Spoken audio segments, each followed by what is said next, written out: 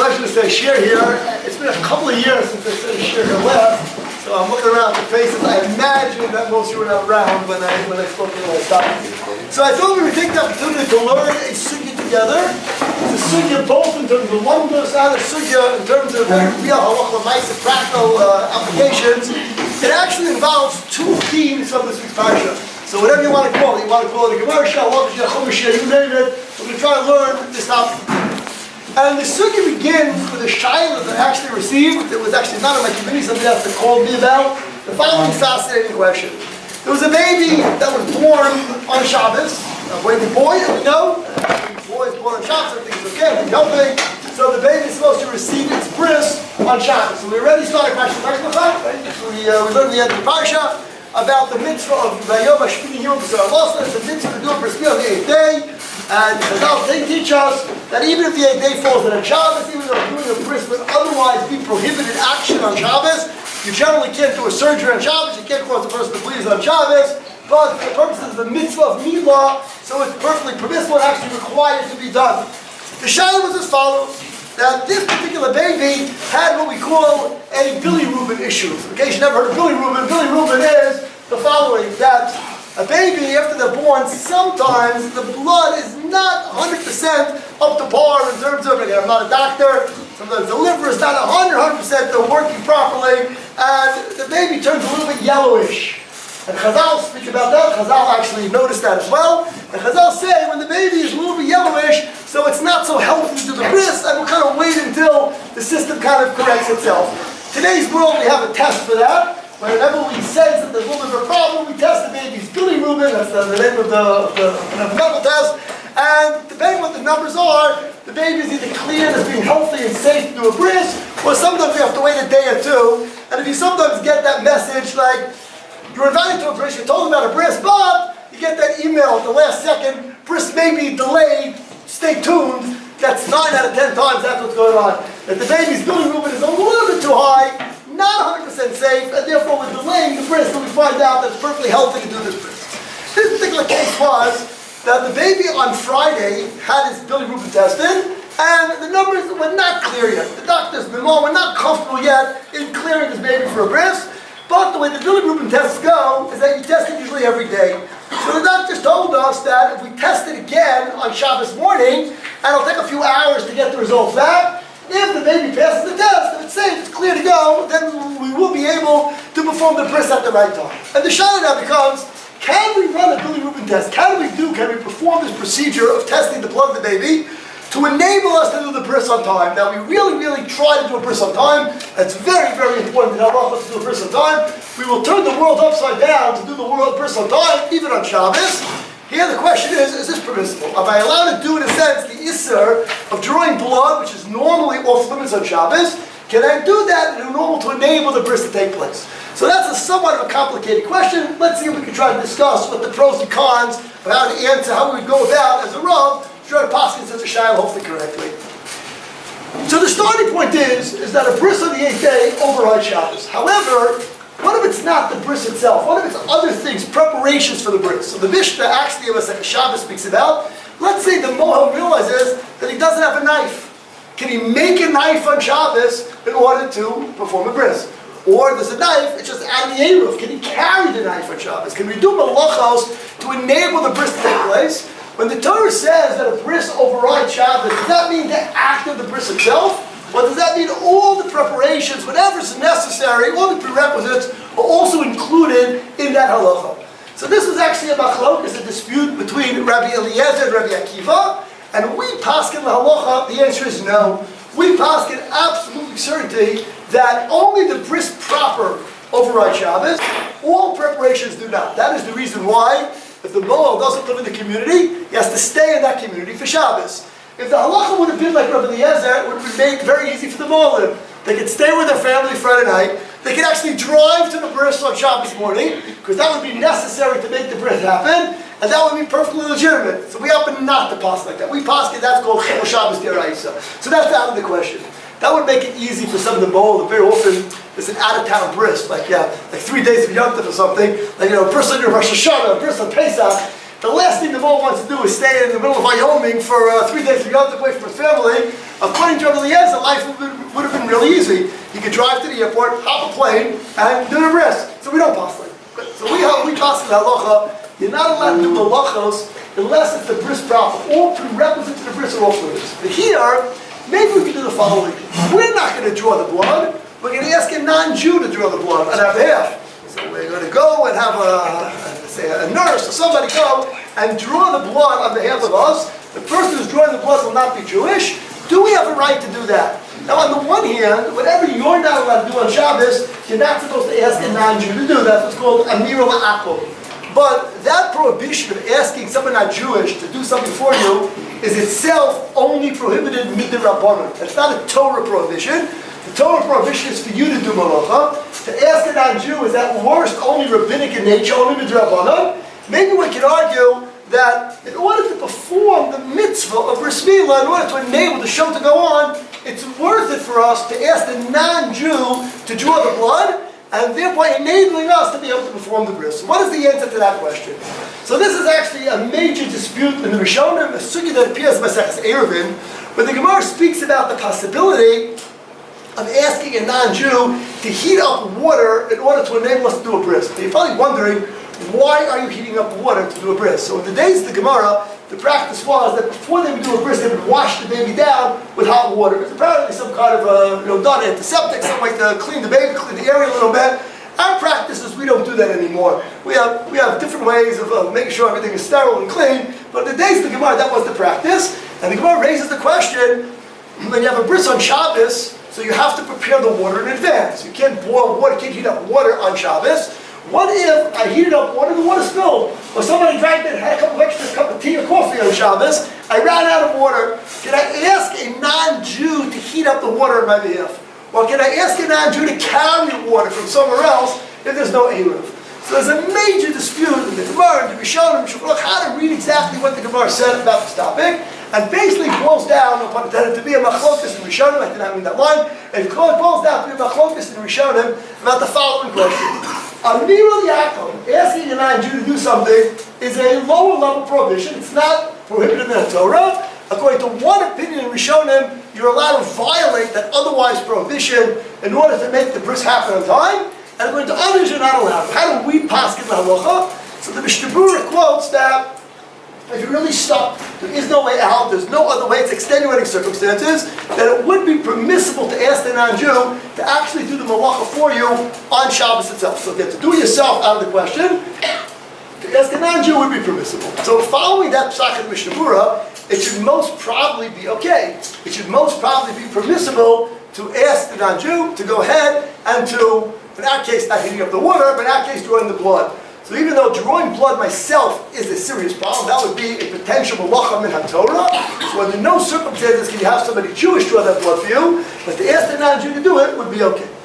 Do we have any rayas? Do we have any proofs? Do we have any indications from the Gemara itself that our line of reasoning is correct? Do we have any precedents in halacha for asking non-Jews to do things on our behalf that would otherwise be prohibited when some great need presents itself?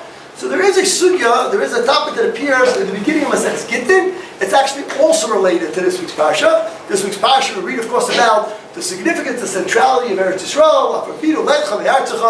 So the Gemara speaks about the mitzvah of Yishuv Eretz Yisrael. The mitzvah of Yishuv Eretz Yisrael, actually the Ramban tells us, is a twofold mitzvah. There's a mitzvah on the cloud, there's a mitzvah on the entire Jewish people to settle Eretz Yisrael. So whenever Baruch Hashem is being done, Baruch Hu gave us the great Siyat Dishmaya to perform that mitzvah, the mitzvah of Yishuv Eretz Yisrael, and that cloud, they had seen the fact that the Jewish people has returned to Eretz Yisrael, and rebuilding Eretz Yisrael, that's a fulfillment of the mitzvah Satzibur. Then the Ramban tells us there's a mitzvah Sayochid as well. The mitzvah on each and every individual, which should try, which should hopefully be Zochid to perform this mitzvah of living in Eretz Yisrael. So the mitzvah of Yishuv Eretz Yisrael is a great, great mitzvah. And the Gemara talks about the following fascinating shayla that comes up. What if you have a non-Jew who owns land in Eretz Yisrael, and he's now willing to sell that land? So the mitzvah of Yishuv Eretz Yisrael would dictate to us that we should try to get that land. We should try to get that this should be under Jewish control. So we should try to do whatever is possible to buy that land from the non-Jew. That would be fulfillment of the mitzvah of Yishuv Eretz Yisrael. What if the non-Jew happens to be selling the land on Shabbos? Now what do you do? How in the world can I go and sign a document, go to have a business transaction on Shabbos? That seems to be completely out of bounds, out of the question.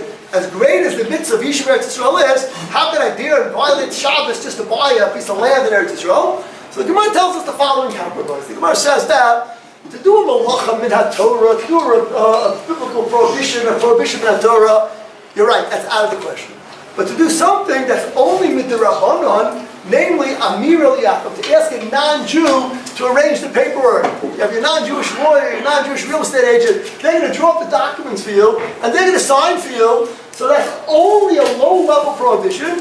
For the purposes of Eretz Yisrael, for the purpose of acquiring land in Eretz Yisrael, you are permitted to violate what would quote unquote otherwise be a prohibition of Amir Liachov. Chazal lifted that prohibition for the express purpose, for the significance of buying land in Eretz Yisrael. So that's an explicit Gemara. The question is, what do we do with that Gemara? How do we understand that Gemara? So there are different understandings, different interpretations as to why Chazal singled out, what Chazal permit the violation of an otherwise prohibition, just simply to buy land in Eretz Yisrael. So many different approaches to this. So there's actually one approach in Rishonim that says that Chazal were telling us that for all Dvarim Shel Mitzvah, you're allowed to ask a non-Jew to do malacha for you. That's a very extreme view. You've probably heard about that practice in Europe. They used to have people who were designated to do different malachas for them on Shabbos. They would have the non-Jewish neighbor who would come in, turn on the lights, and whatever things. That was following that opinion that as long as it's being done for B'chol Mitzvah, it has B'chol Mitzvah, if it's being done for B'chol Mitzvah, you're allowed to ask non-Jews to do things for you. And most other opinions said that's not what the Gemara means. What the Gemara means is there's something special, something unique about buying land in Eretz Yisrael that gives it the ability to override what would otherwise be a prohibition. And the question is, what is it? What is it about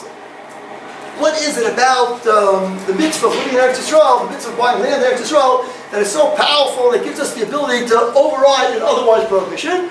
So there are some who say, going back to what we said before to the Ramban, it's a mitzvah shel Rabbi. It's a public, it's a communal mitzvah.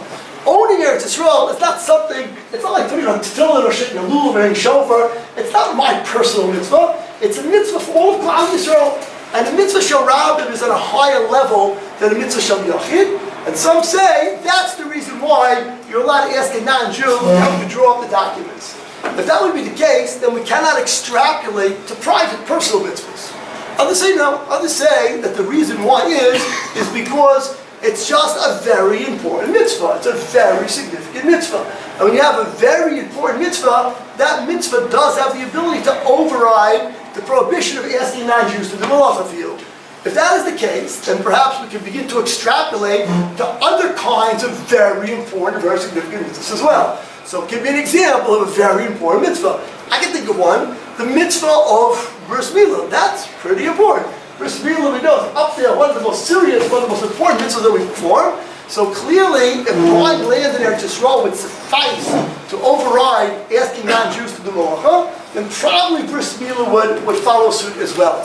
So when you put all the pieces of the puzzle together, we go back to our beginning of our question and say, I want to draw the blood in order to test the bilirubin because I really want to make sure that the bris milah is going to take place on time. It's so important, so critical that the bris milah should happen on the 8th day. It's so important that the Torah even permits us and requires, commands of us to do it on Shabbos itself. The question is, for me to do the malacha myself, that's absolutely out of the question. Because again, we passed it against Rabbi Eliezer. Rabbi Eliezer held that I can even do it myself. I can make a knife, I can carry a knife, I can drive a car, I can fly a plane. The Gemara tells us a fascinating story in Masechet Shabbos that in the town of Rabbi Eliezer, they used to actually follow his position. Before his position was outvoted, so his neighbor, his community, would follow his view, and they were very careful. They would do meals on the 8th day, even if it entailed what we would pass it to be Chilul Shabbos. The Gemara says that once in the days of the Romans, there was a decree against the mitzvah of Brit Milah, and the town of Rabbi Eliezer was spared. But some of the Romans didn't start up with that particular town. And the Gemara says they were rewarded because they were so careful, they were so zahir in the mitzvah of Brit Milah. So Rabbi Feinstein writes in his Chuvas, even though we pass it with the Dibbas Rule, if you would ask me a shayla today, am I allowed to drive to the bris? The answer is no.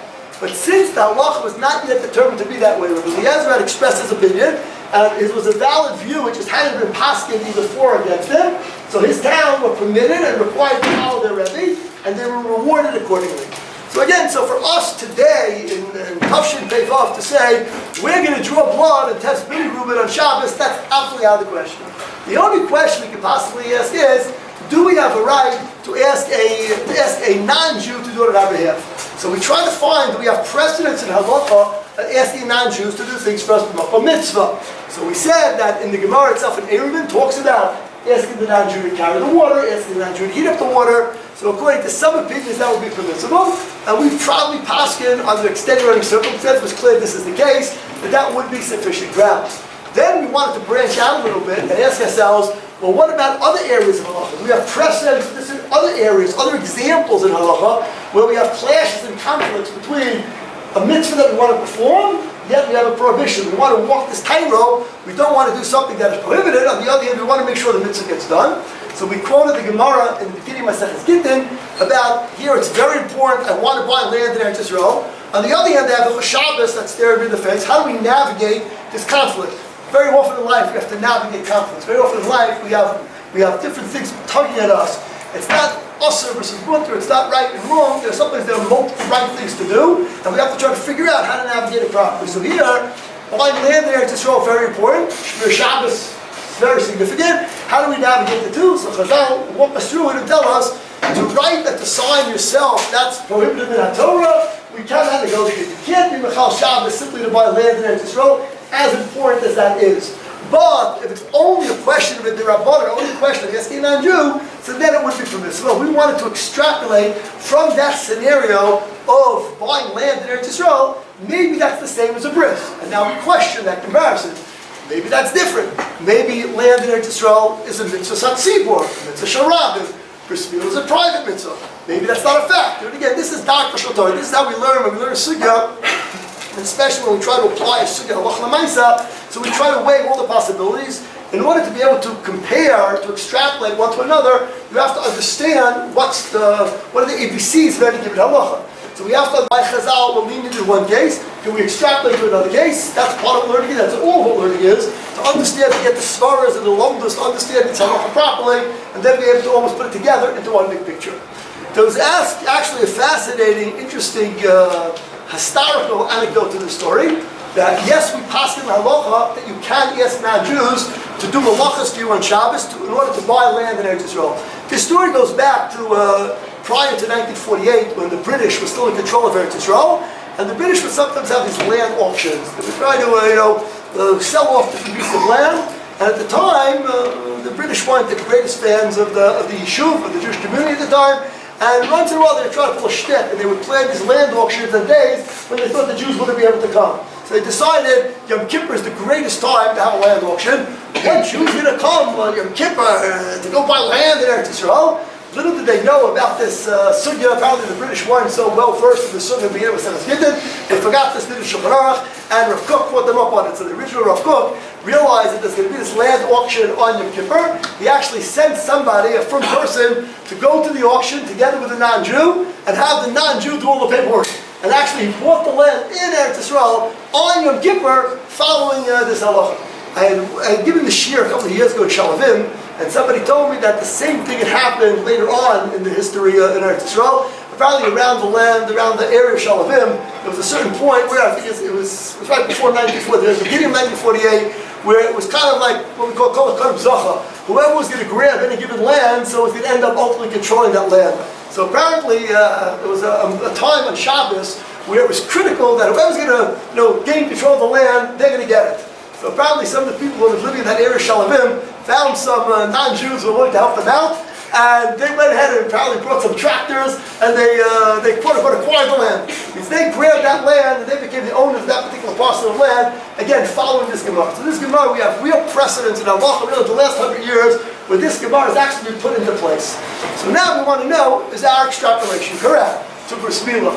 So I thought that the Ikra Din, we have a right to be lenient on the Shaila, based on the Psach of the Mishnah Berurah, extenuating circumstances. There is no other way to do it. So this is in fact what we did. And we put this into place, that we had the non-Jew arrive to the house to draw the blood. The word got, a couple hours later, they got the report from the lab that the baby got passed with flying colors. The bris was able to be done a little bit later on in the afternoon, and that's perfectly okay. So Baruch Hashem, we were able to have a meal on Yom HaShmini, which is a very serious thing. We don't want to minimize that if we're able to do it. We're able to have a meal on the 8th day, on Shabbos, without any Chilul Shabbos whatsoever, because this particular case, what would otherwise be a quarter for Chilul Shabbos, was actually permitted by Chazal, halach l'maisa. So we really made the complete circle throughout Parshas Lech Lecha. We connected the Brit Milah with Eretz Yisrael, which in fact are very, very much connected, of course, as we see in the parsha itself, when HaKadosh Baruch Hu promises Avraham Eretz Yisrael. So it's part of the whole picture, the mitzvah Brit Milah and Eretz Yisrael very, very much go hand in hand. So I want to just for a couple of moments speak a little bit, shift a little bit gears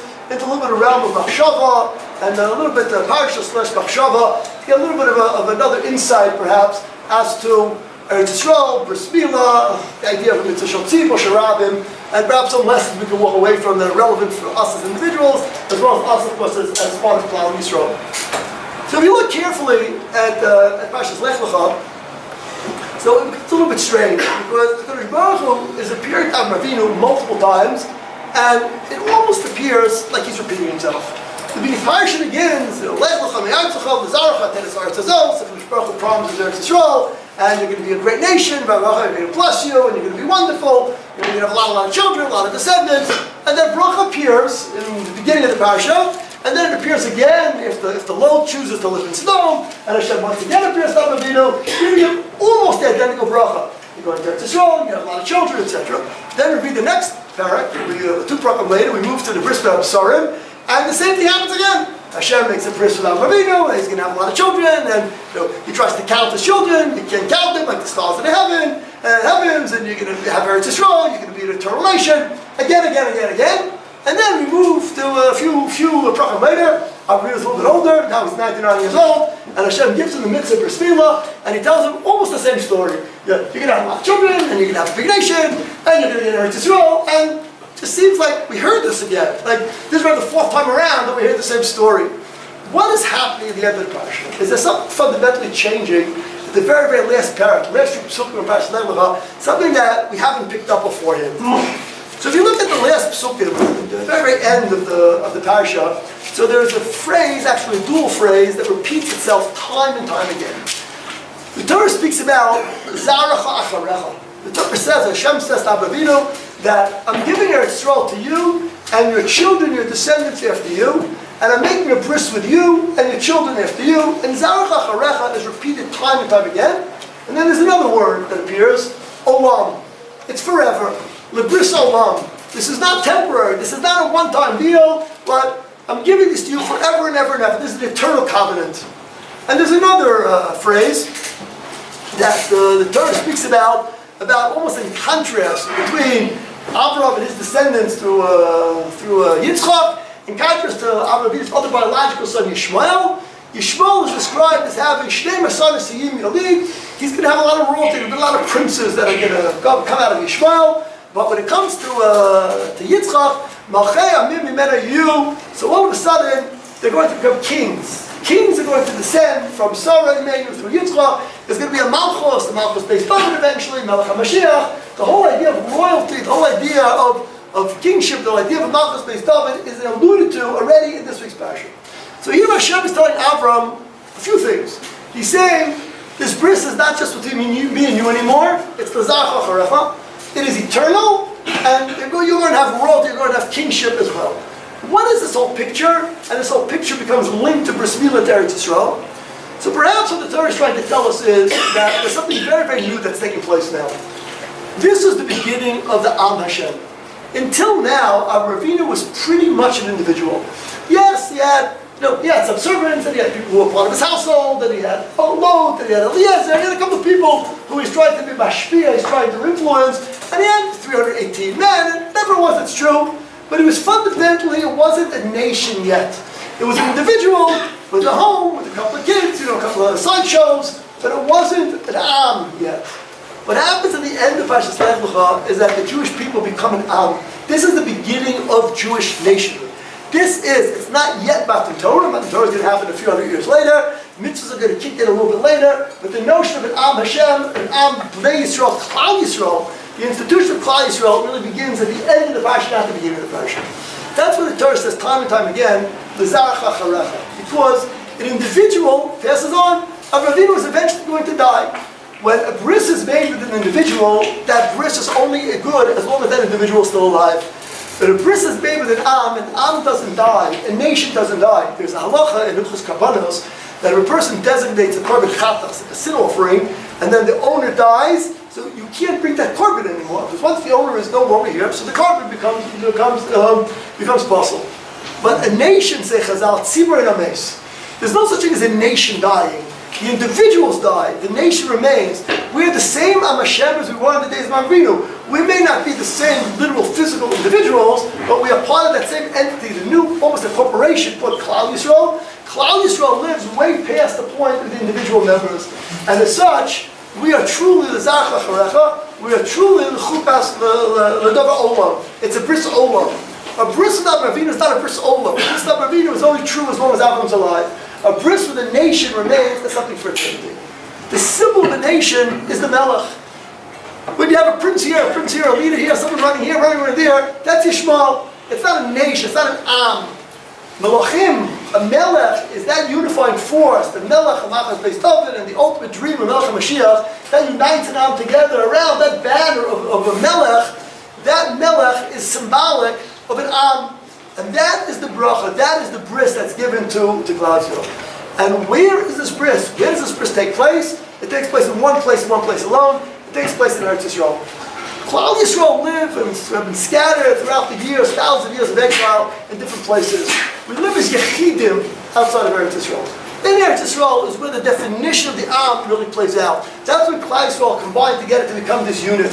And the mitzvah of Brit Milah is really that, because Brit Milah, which is performed on that part of the body that's ultimately associated with the bringing of children into the world, the mitzvah of Brit Milah declares that mechanism, that method of bringing children to the world, that is part of the Am Hashem. That's how we create the next generation. And when we create the next generation, we are solidifying our commitment to HaKadosh Baruch Hu as being an Am Hashem. So now the entire picture of bris and HaAretz Yisrael and Avraham and all the promises at the end of Pashas, now all of a sudden begin to be put into the proper light. So perhaps it's not surprising that the two sugyas that we find, that as great as Shabbos is, as important as Shabbos is, so again, Minat Torah we can't b'chol Shabbos. You can't drive, the mall can't drive to do the bris on Shabbos. You can't sign the paperwork yourself on Shabbos. That's true. But whenever it's only the Dirabbanim, whenever only a Miliachim, it's not Chol Shabbos D'Oraisa. So Chazal felt that it is so critical. These mitzvahs, the mitzvah of Brit Milah, the mitzvah of HaAretz Yisrael, these are mitzvahs of Am Hashem. This defines who we are. So Baruch Hashem, you have the opportunity to spend this time, whichever time, these precious years of your life, learning Torah, being part of the Am Hashem, in HaAretz Yisrael, just a few feet away from the centrality of the Am Hashem, the Beit HaMikdash. Ashreichem, atoich alkeichem. Make the most of it. Take advantage every moment, every second, every day of learning and growing, and your davening and your learning and your chesed or l'chavero.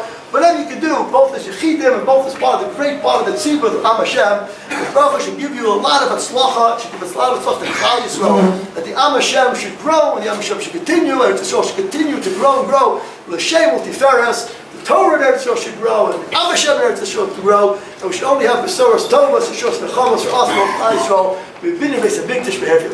Amen.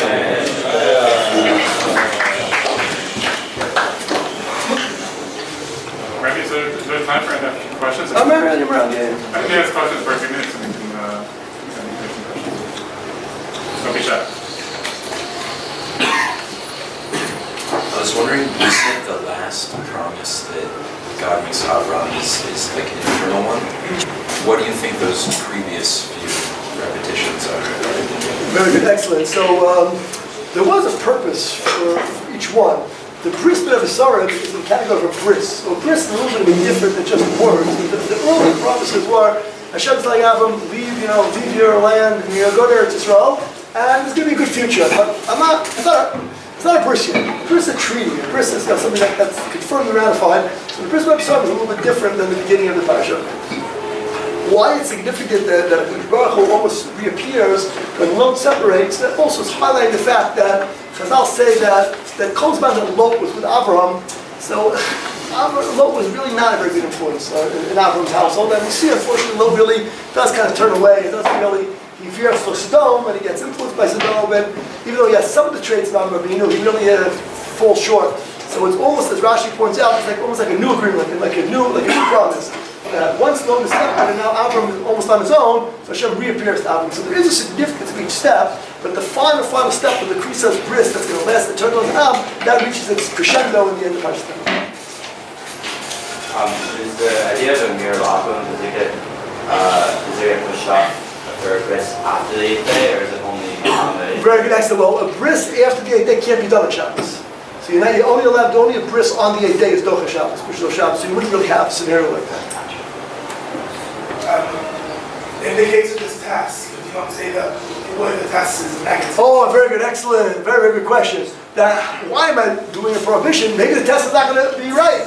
So the answer is that most probably we're pretty certain it's safe to do the bris. Generally speaking, the way Billy Rubin's work is that when the numbers begin to come down, so we're pretty much in the clear. So if you would ask me, is this going to be, are we going to pass the test tomorrow? Most probably. Well, the doctors and the mold have certain standards that until the numbers are such and such, until the curve is such and such, we don't want to, when it comes to Pikuach Nefesh, so we're very, very machmir. I don't think even the slightest chance of doing the bris with any danger or any risk whatsoever to the baby. So in our heart of hearts, it's going to be okay. We know that this baby's fine. Usually what happens is once the numbers go down, they drop down pretty quickly and the baby's going to be fine. But the protocol is I can't do the bris until the number is X, whatever that number X. It's actually different mold of different pediatricians have different lines exactly where at what point they're comfortable to do the bris at. So I was fairly confident that this baby was going to do it. Baby was going to pass the test.